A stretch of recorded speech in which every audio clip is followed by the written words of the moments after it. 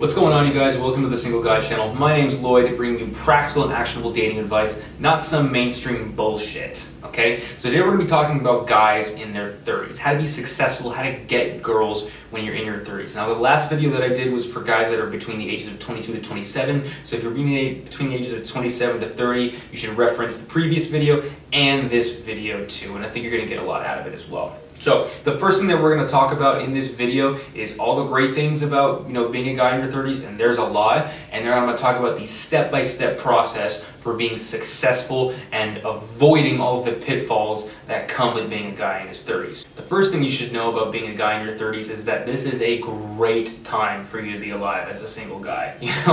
Guys in their 30s, this is probably where you're going to hit your peak. Probably we're going to get your sexual market value peak, which is basically where women want to get with you the most when you're around like 36, 37 as a single guy. If you take care of yourself, that's when you're going to be hitting your peak. And now sometimes guys take a little bit later to bloom, sometimes guys bloom really early on and then they kind of let themselves go.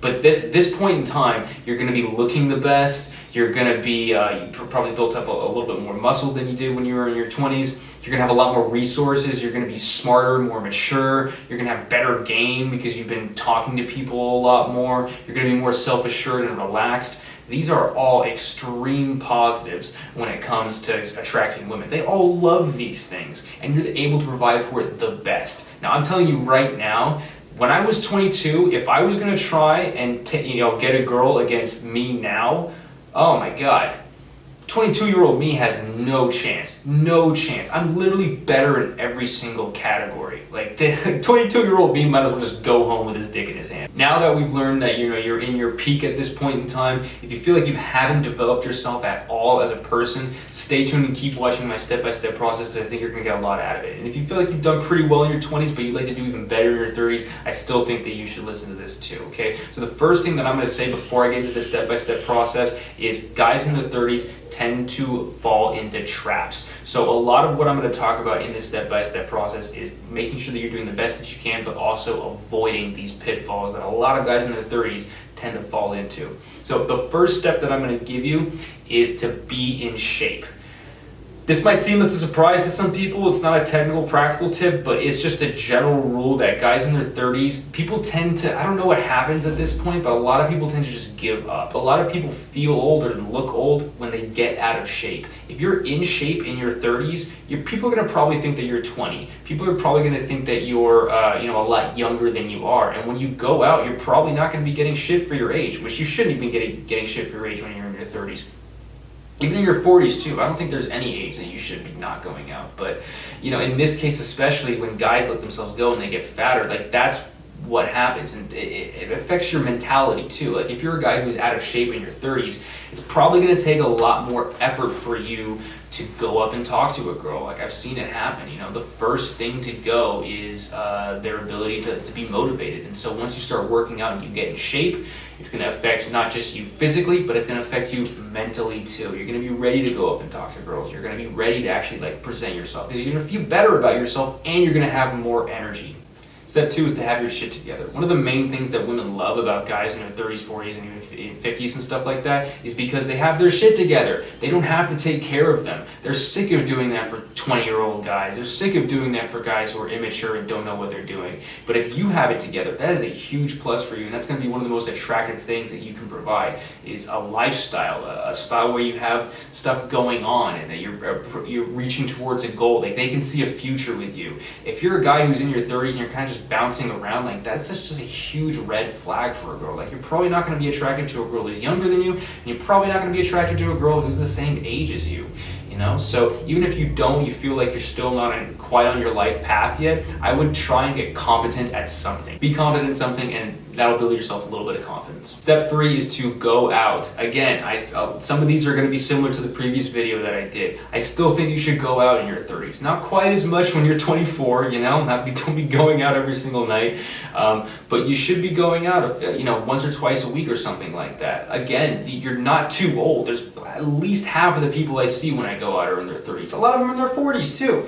And so there's a lot of places that you can go to. Now, if you don't want to be hanging out with a bunch of drunk 22-year-olds, there's plenty of other options for you. There's a lot of loungy, cocktail, more more formal places that you can go to and meet people there.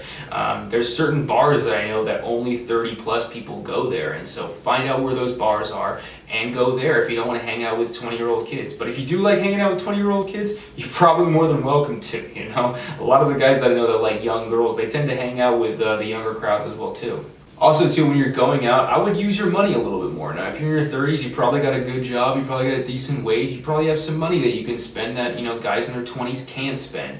Don't be shy about using it, you know. And I'm not saying that you should immediately buy every girl you see a drink, because that's a terrible strategy too, and people are just going to take advantage of you.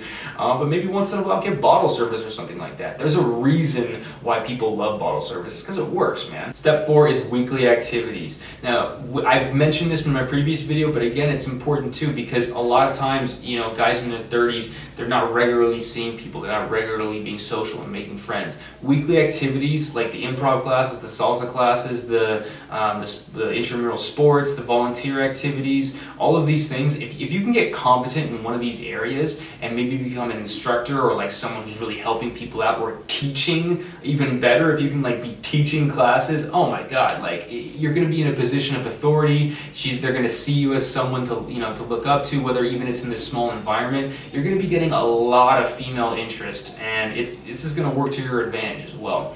So you're going to be able to meet people here, you're going to be able to make male friends too. A lot of my best guy friends that I've met have been through these activities. So yeah, I always recommend that people are doing weekly activities, group activities with people. You know, it's something to be social, something to get good at, and something that's not just a boring old 9-to-5 work that you're probably doing.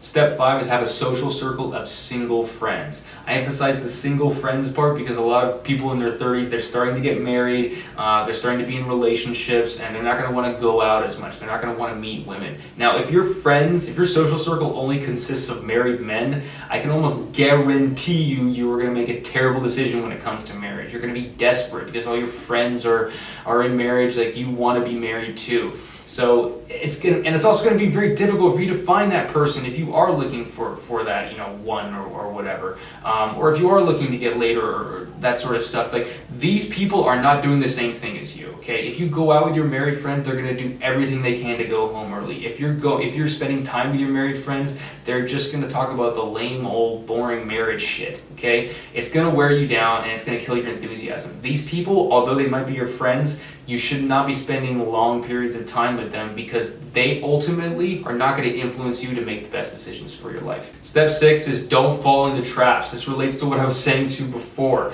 A lot of guys, there's going to be a lot of that pressure for you to settle down after 30. I don't know what it is and why people do this. It's something that doesn't really make sense, and, you know, is not really important for a man to be falling into that trap. But women, different story.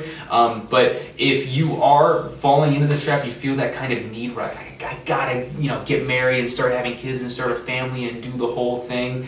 You're going to make a poor decision on it. And if you haven't really developed yourself and invested in yourself as a person, you're probably not even going to pick the best match for you. I'm telling you, 36, 37, I'm not saying you have to wait to that age, but if you're heading towards there, you can be improving, you will be improving, and you eventually at that point in time, you're going to hit your peak. And when you feel like you've hit your peak and you can't get any better, and you feel like you've found a person that's making you the best person you can be, then okay, that would be the appropriate time to settle down. But before then, and before you're just doing it because you feel like it's something you're supposed to do, you feel like this is, okay, well, everybody else is doing it, so I should probably do it too.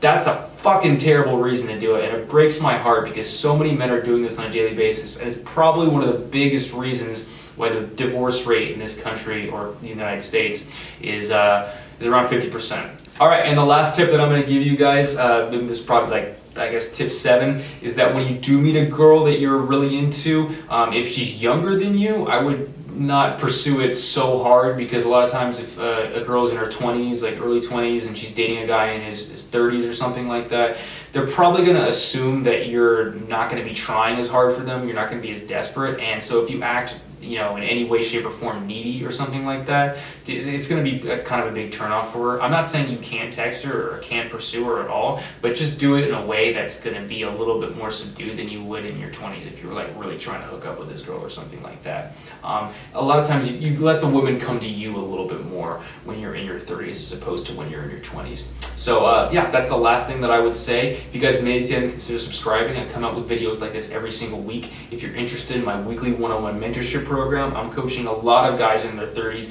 giving them a lot of success. So if you're a guy in your 30s and you want to get the most out of your dating life, hit me up, TheSingleGuy2017@gmail.com. Thanks a lot, y'all. If you feel like I missed anything, or maybe you're a guy who's in your 30s and you feel like I left something out, please put it in the comment section below. Would love to hear about it. Thanks a lot again. Good luck out there, you guys.